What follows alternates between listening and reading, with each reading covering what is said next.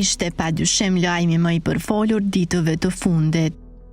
E kemi fjalën për sherrin që ndodhi në oborrin mbretëror. Princ Leka dhe Elia Zaharia po japin fund martesës nga e cila ka një vajzë.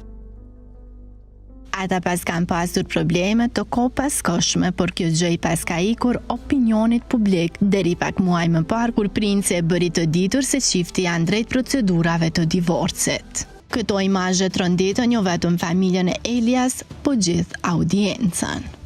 Të menjëhershme ishin reagimet e masës duke mbrojtur ish gruan e princit, e thënë si ky fundit që të dalë viktime publikoi videon.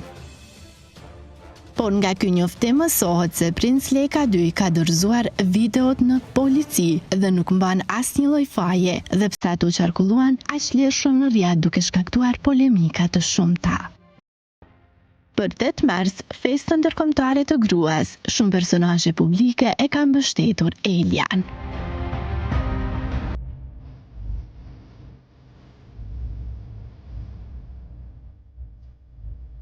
E mbështetje të pakursyeshme sigurisht që ka treguar edhe vëllau i saj, aktori Amos Zaharia, që ngjarjen e tmerrshme që ndodhi e kuptoi pak orë më vonë, pikërisht nga mediat që e telefonuan për t'i marrë mendimin. E pastaj njëti ka reaguar vetëm me fjalën trishtim. Përndryshe, kriza në martesën e çiftit të famshëm nisi qysh në muajin tetor të 2023-s dhe gjithçka nga një portret i bukur familjar i ditëlindjes së vajzës së tyre, ku ka munguar babai Princ Leka.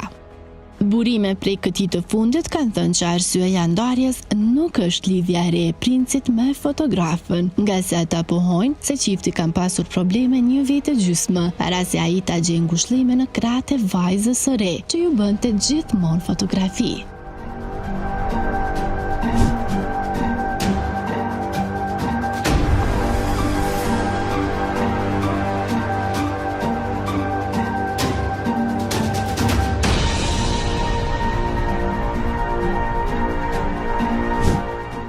Elia Zaharia aktualisht po jetoj në pallatin mbretëror pasi ish bashkëshorti e braktisi, derisa të ndërtohet pallati që princi i ka dhënë vajzës.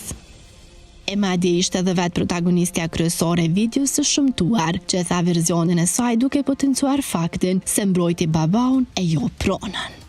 Elia tenton të tregojë se ish burri ja ka rrahur babain 72 vjeçar.